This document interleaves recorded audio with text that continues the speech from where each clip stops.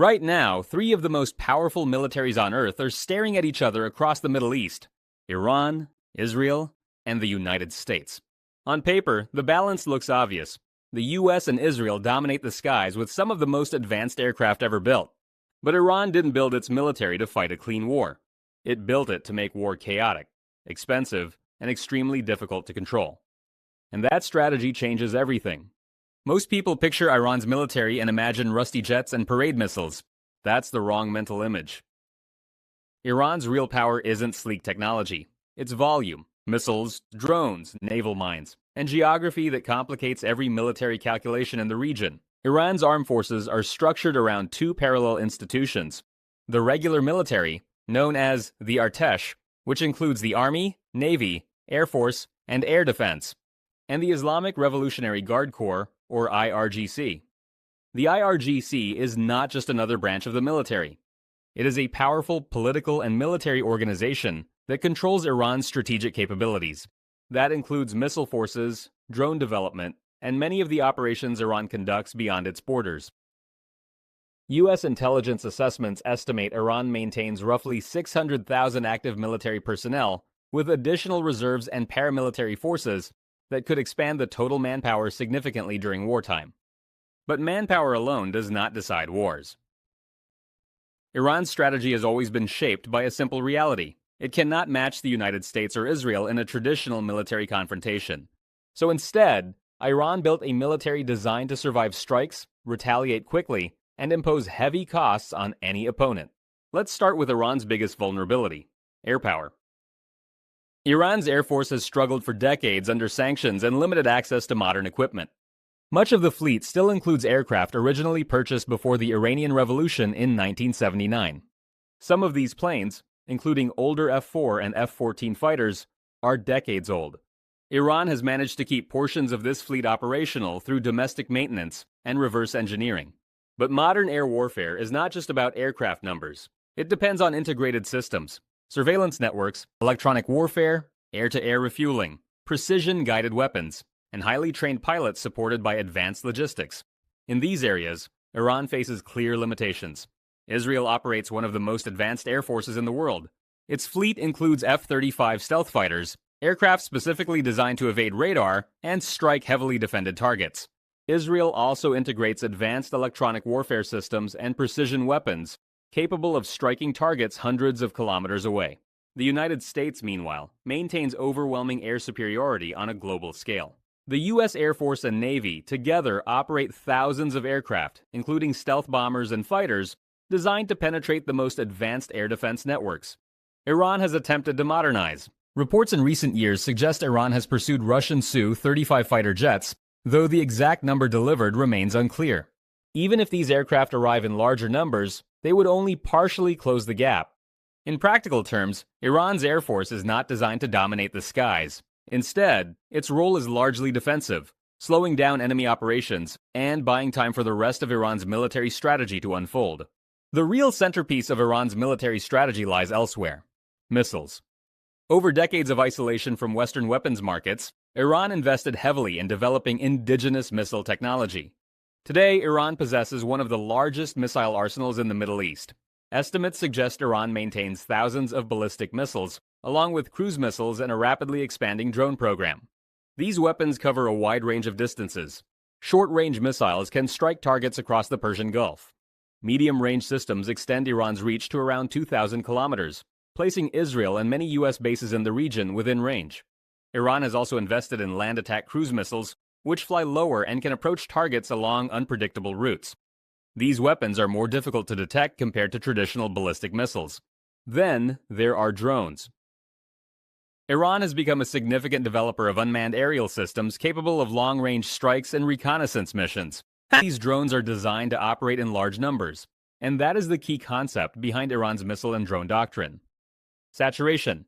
Instead of relying on a small number of highly precise weapons, Iran focuses on launching large salvos that stress missile defense systems. Even highly advanced defense networks have limits.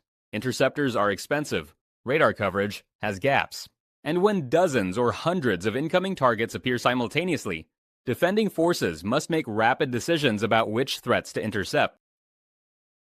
This strategy does not guarantee success, but it dramatically increases the complexity of defense. But missiles are not Iran's only leverage. Geography plays an equally important role. Just south of Iran lies one of the most critical maritime choke points in the world, the Strait of Hormuz. This narrow waterway connects the Persian Gulf to the open ocean, and every day, roughly 1/5 of global oil supply passes through it. Iran's naval forces are structured around exploiting this vulnerability. Rather than focusing on large conventional warships, Iran emphasizes asymmetric naval tactics, fast attack boats, coastal missile batteries, and naval mines. Iran is believed to maintain thousands of naval mines, which can be deployed to disrupt shipping lanes. Even limited disruption in the Strait of Hormuz could send shockwaves through global energy markets. Insurance costs would rise, shipping routes could be delayed, and oil prices could spike dramatically. This means naval conflict in this region is not just about military control. It is about economic pressure on the global system. Iran also maintains a layered air defense network. This includes Russian-supplied S-300 systems, along with domestic systems such as the Bavar 373. These systems are designed to intercept aircraft and ballistic missiles. They provide Iran with a defensive shield capable of complicating enemy operations. However, air defense systems face challenges against stealth aircraft and coordinated electronic warfare campaigns. In modern air campaigns, attackers often focus first on suppressing radar networks and command systems. Once those systems are degraded, air defenses become less effective. This means Iran's air defense network can increase the difficulty of air operations for its adversaries. But it is unlikely to fully prevent sustained air campaigns by technologically advanced forces. Beyond traditional military capabilities, Iran also invests heavily in cyber operations. Iranian cyber actors have been linked to operations targeting infrastructure, companies, and government networks. These operations often aim to disrupt systems, gather intelligence, or send political signals. At the same time, Iran maintains influence through networks of allied groups across the region. These networks allow Iran to extend its strategic reach beyond its borders. In the event of a large conflict, these groups could create additional pressure points across multiple fronts. This distributed strategy allows Iran to complicate the strategic calculations of its opponents. When comparing the three militaries directly, the differences become clear. Israel possesses a smaller military but maintains a strong technological edge.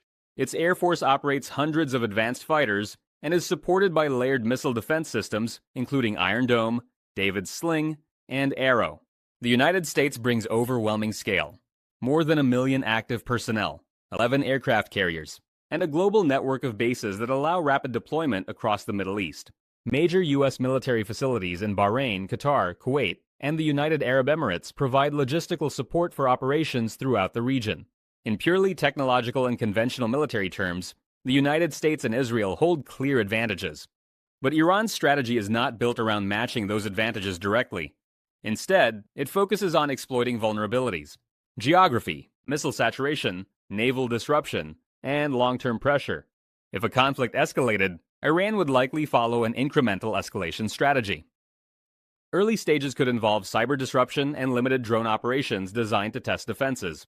If the conflict intensifies, Iran could launch mixed missile salvos targeting military infrastructure and regional bases.